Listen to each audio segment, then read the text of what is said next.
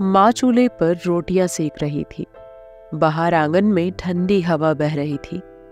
ऐसे में दोनों भाई और छोटी बहन चूल्हे के पास खाना खाने बैठ गए।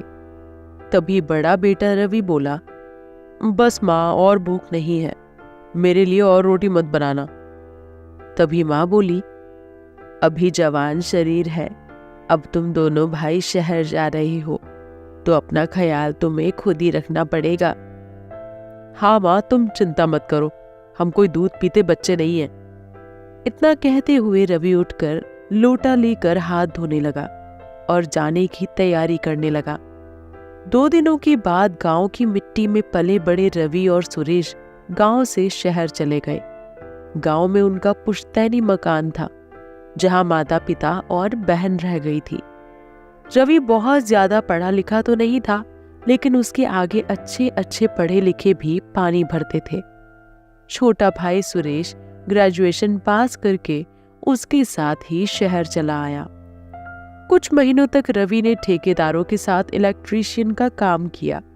धीरे धीरे उसने ठेकेदारी का लाइसेंस बनवा लिया और मशहूर ठेकेदार बन गया।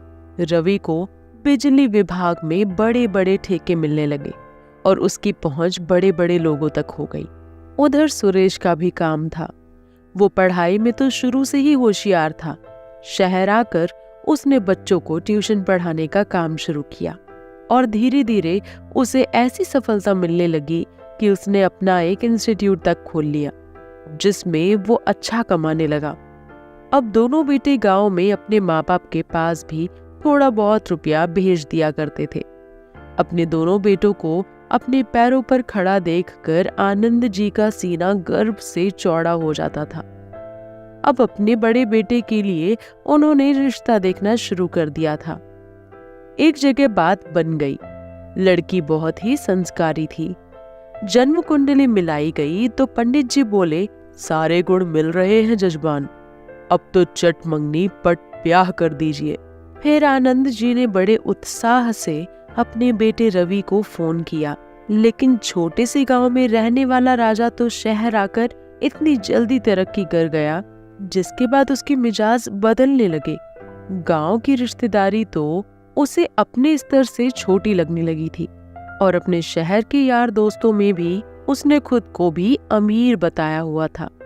जैसे ही उसके पिता ने फोन पर उसके रिश्ते की बात बताई तो रवि बौखला उठा और कहा, पिताजी, मुझे बिना बताए आपने मेरे लिए रिश्ता कैसे ढूंढ लिया? मेरी एक बात ध्यान से सुन लीजिए, मैं गांव की लड़की से शादी बिल्कुल भी नहीं करूंगा। ऐसा कहकर रवि ने फोन रख दिया। बेटे द्वारा कही गई बातों पर आनंद जी को बिल्कुल भी यकीन नहीं हो पा रहा था। परिवार में किसी की समझ में नहीं आ रहा था कि आखिर रवि की बुद्धि इतनी भ्रष्ट कैसे हो गई। क्या उसे अपने माँ बाप की इज्जत की कोई परवाह नहीं है? जैसे तैसे 2-3 दिन बीत गए, लेकिन माँ बाप के दिल को चैन नहीं आया। आखिरकार माँ का मन नहीं माना और उसने रवि के पिताजी से कहा, एक बात कहूं, आप एक बार रवि को मनाने के लिए उसके पास शहर क्यों नहीं चले जाते? तभी आनंद जी बोले, रवि की माँ, मैं भी यही सोच रहा था, लेकिन क्या करूं, जब पैसा नहीं है पास। 2-4 दिन रुक कर देख लेता हूं, क्या पता बच्चे पैसे भेज दे। थोड़े पैसे रुपए तो मेरे पास पड़े हैं। मेरी मानो तो आप कल सुबह की गाड़ी से शहर के लिए निकल जाओ। फिर आनंद जी बोले, तुम नहीं मानोगी। ठीक है, कल शनिवार है, कल मैं बच्चों से मिलने के लिए चला जाता हूँ। आनंद जी ने स्नान किया और सुबह की बस से रवि से मिलने शहर चले गए। उधर रवि ने अपने यार दोस्तों को बताया हुआ था कि वो तो अमीर घर से है, जिसके घर में बहुत से नौकर चाकर काम करते हैं। अपने छोटे भाई सुरेश को भी उसने यही समझाया था कि कोई पूछे तो ऐसा ही सब कुछ बताया करो। लेकिन रवि नहीं जानता था कि जब इंसान की पोल खुलती है तो लोगों का विश्वास टूटने में देर नहीं लगती। रवि ने जो पता बताया हुआ था, उसी पते पर पूछते पूछते आनंद जी उसके दफ्तर पहुंच गए। बाहर बैठे गार्ड से जब आनंद जी ने पूछा कि क्या रवि यहीं रहता है, आप कौन है? गार्ड ने पूछा। मैं रवि का पिता हूं, आनंद जी बोले, लेकिन अब वो कहीं दिखाई नहीं दे रहा। तो उसकी बात सुनकर गार्ड को यकीन नहीं हो रहा था कि ये रवि के पिता हैं। और फिर वो बोला, साहब कहीं मीटिंग में गए हैं, मैं अभी उन्हें फोन पर आपके आने की बात बता देता हूं। फिर आनंद जी ने उनसे पूछा, सुरेश तो होगा ना घर पर, तो आप उसे बुला दो। अरे बाबूजी, यहाँ उनका घर नहीं है, ये दफ्तर है। रवि तो अपने छोटे भाई के साथ पीछे की बिल्डिंग में रहते हैं, चलो मैं आपको वहां छोड़ देता हूँ। ऐसा कहते हुए गार्ड ने आनंद जी के हाथ से उनका बैग लिया और उनके साथ बिल्डिंग की ओर चल पड़ा।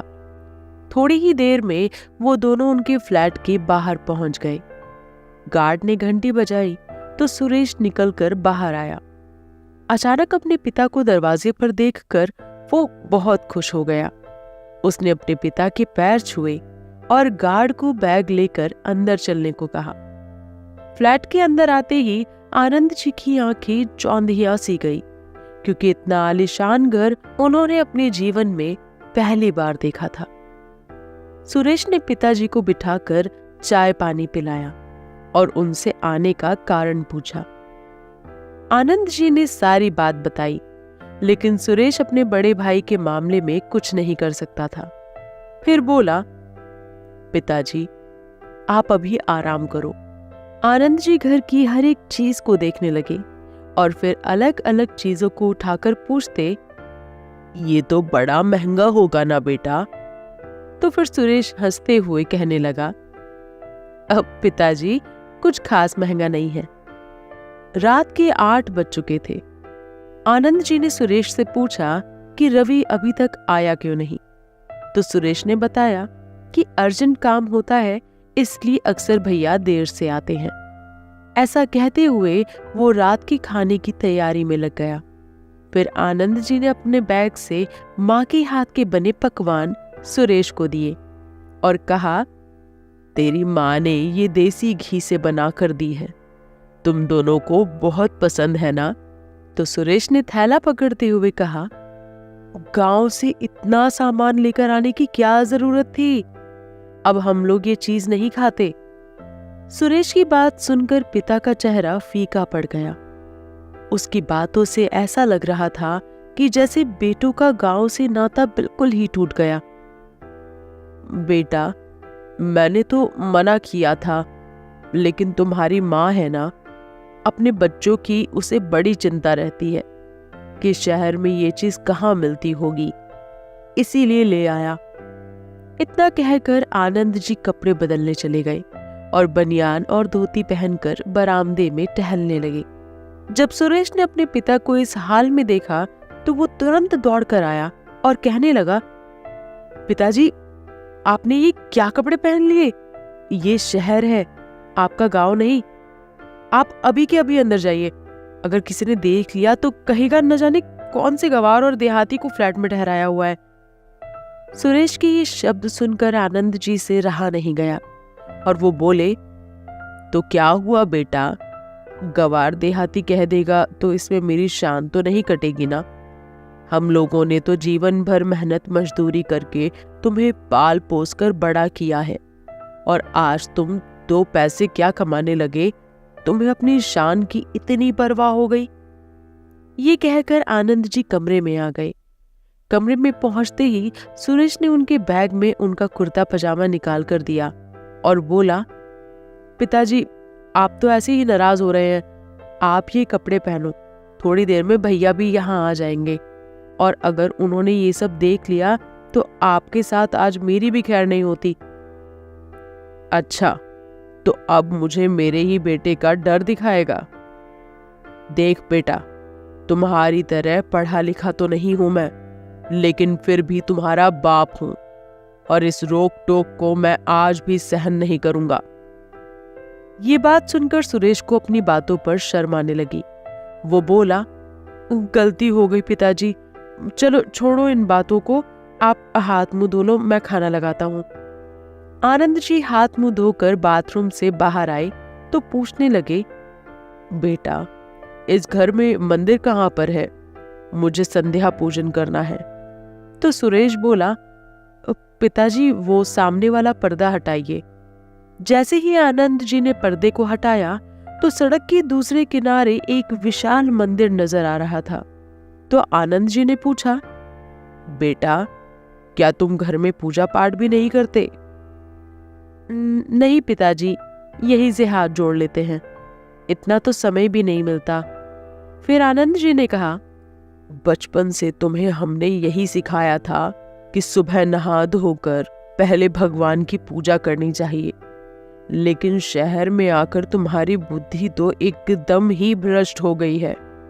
तभी सुरेश ने फ्रिज का दरवाजा खोला और फ्रिज में आनंद जी को अंडे रखे दिखाई दिए, जिसे देखकर आनंद जी को गुस्सा आ गया और कहा, तुम अब अंडे भी खाने लगे हो?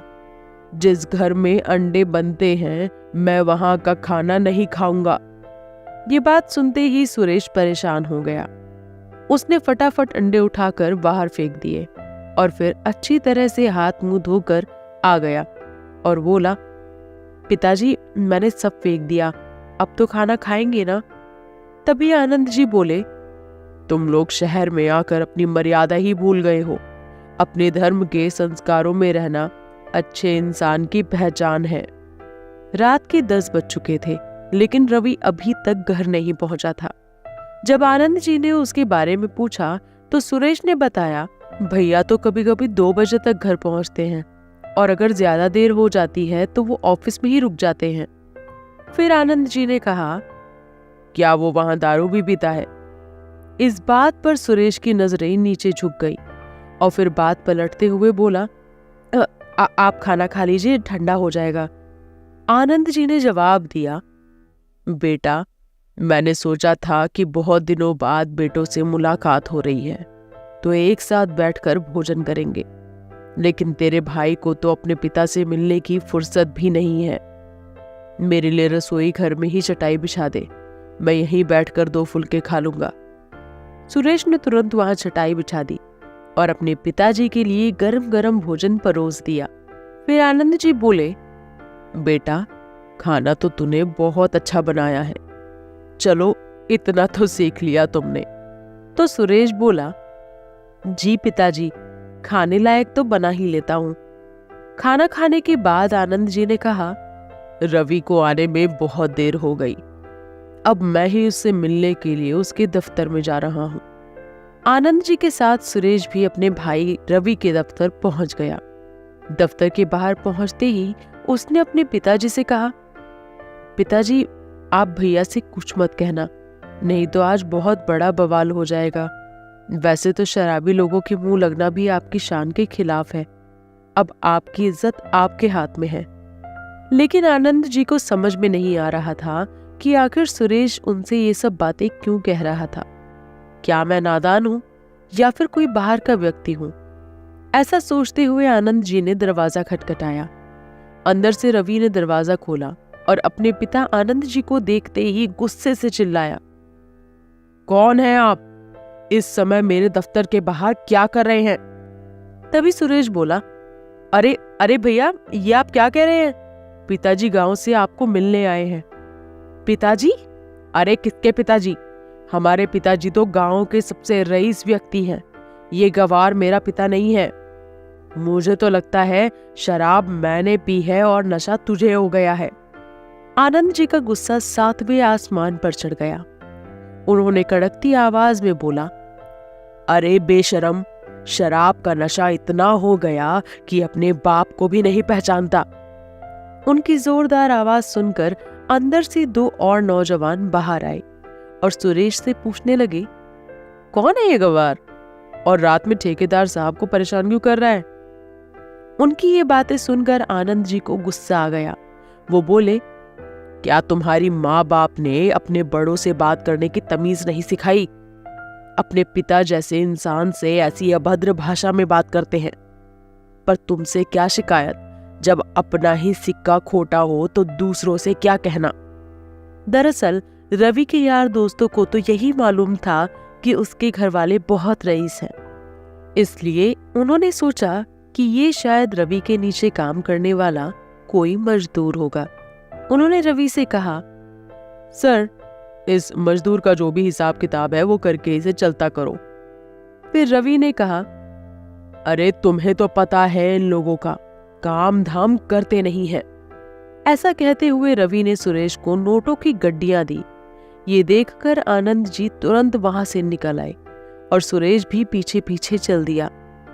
घर जाते ही अपना सामान पैक करते हुए आनंद जी बोले, बस सुरेश बेटा, अब मैं इस नर्क में एक पल भी नहीं रहूंगा। फिर सुरेश बोला, पिताजी, इसलिए मैंने आपको वहां जाने से मना किया था।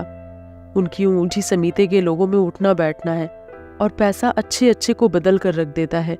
लेकिन पिताजी, आप इस समय घर लौट कर मत जाइए। सुबह होते ही मैं आपको बस में बैठा दूंगा।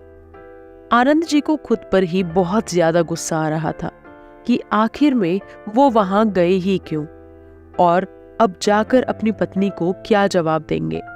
ये सोचकर आनंद जी रोने लगे। फिर अपने पिता को सहारा देते हुए सुरेश ने कहा, पिताजी, शराब पीकर आदमी विवेक को खो देता है। देखना, भैया को अपनी गलती का एहसास जरूर होगा। फिर आनंद जी बोले, आज से मेरा और उसका नाता खत्म हो गया है। तेरे कहने पर मैं रात को यहाँ रुक गया, लेकिन सुबह होते ही मुझे 6 बजे की बस में बैठा देना सुरेश। सुरेश ने सोचा, चलो पिताजी अभी तो मान गए, सुबह तक क्या पता उनका गुस्सा कुछ कम हो जाए। थोड़ी देर बाद वो दोनों सो गए। रात भर आनंद जी करवटें ही बदलते रहे। सुबह 5 बजे सुरेश की नींद खुली। उसने गेट खोला तो रवि दरवाजे पर खड़ा था। दोनों भाई अंदर आ गए। आनंद जी की नींद तो पहले ही खुल चुकी थी। वो नहा धोकर अपने गांव जाने की तैयारी कर रहे थे।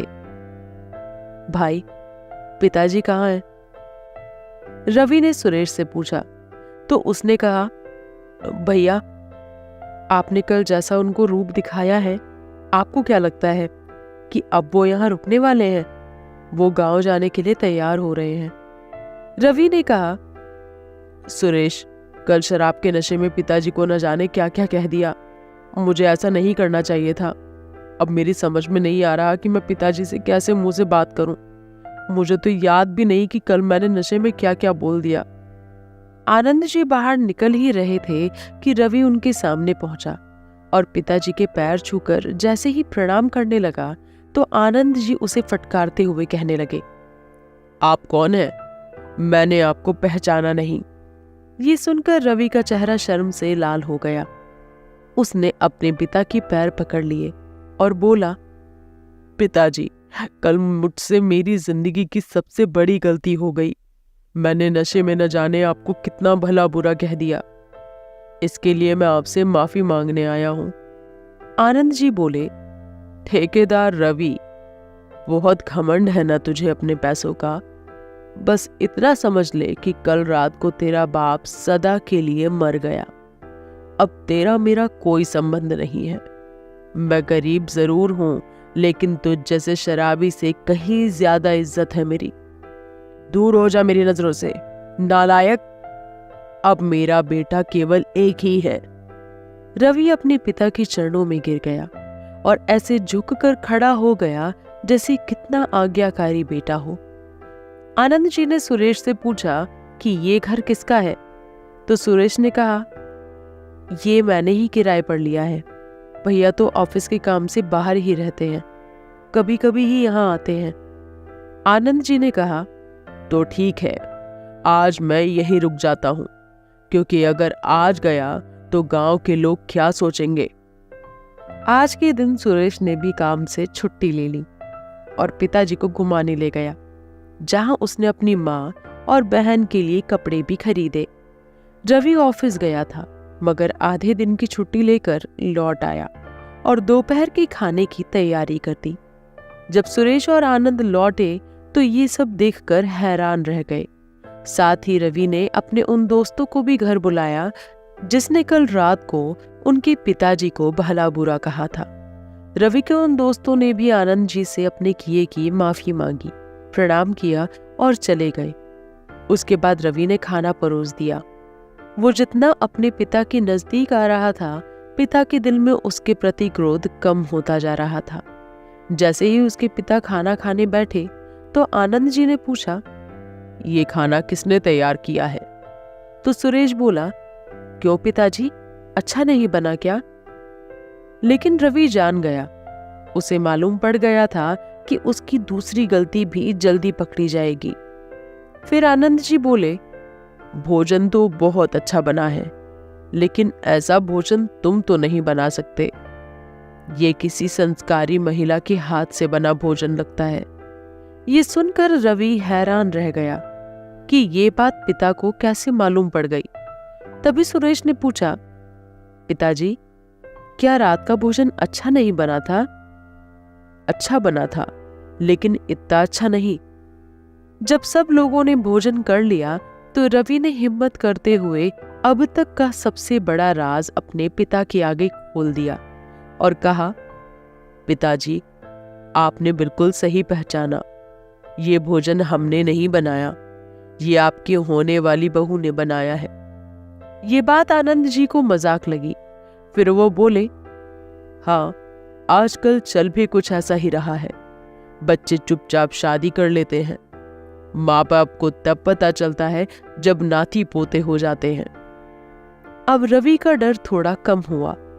फिर बोले, नहीं पिताजी, अभी बात इतनी आगे नहीं बढ़ी है, लेकिन ये सच है कि मैंने आपके लिए बहू ढूंढ ली है। आपकी इजाजत हो तो आपको उससे मिलवा देता हूँ। पड़ोस में ही उसके चाचा का घर है। 4-5 महीने से वो वहीं रहती है। वैसे तो गांव की रहने वाली है और उसके भाइयों से आप आज ही मिल चुके हैं। फिर आनंद जी अपनी नाराजगी जताते हुए बोले, जो अपनी मनमर्जी के मालिक हो, जिसके लिए माँ बाप का होना ना होना बराबर ही है, उसने रिश्ता भी ऐसे ही लोगों के घर में किया होगा। फिर सुरेश बोला, पर पिताजी, आप भी तो भैया की रिश्ता ढूंढने की बात कर रहे थे, तो एक बार देख लीजिए, क्या पता आपको पसंद आ जाए। आनंद जी को ये बात ठीक लगी। रवि ने अपने पिता को लड़की की फोटो दिखाई। आनंद जी को लड़की जानी पहचानी सी लगी। जब उन्होंने लड़की के बारे में सारी जानकारी पूछी तो आनंद जी की खुशी का ठिकाना न रहा, क्योंकि संयोग से इसी लड़की के रिश्ते की बात वो रवि के लिए कर रहे थे। आनंद जी भी एक हफ्ते से इसी रिश्ते को लेकर परेशान थे, लेकिन अब उनकी सारी परेशानियां हल हो गई थी। इस सब के बाद आनंद जी अपने गांव खुशी खुशी लौट गए। तो दोस्तों, ये थी आज की कहानी। आपको ये कहानी कैसी लगी कमेंट करके जरूर बताएं और वीडियो को लाइक और शेयर करना ना भूलें। मिलते हैं आपसे हमारी अगली वीडियो में। तब तक के लिए धन्यवाद।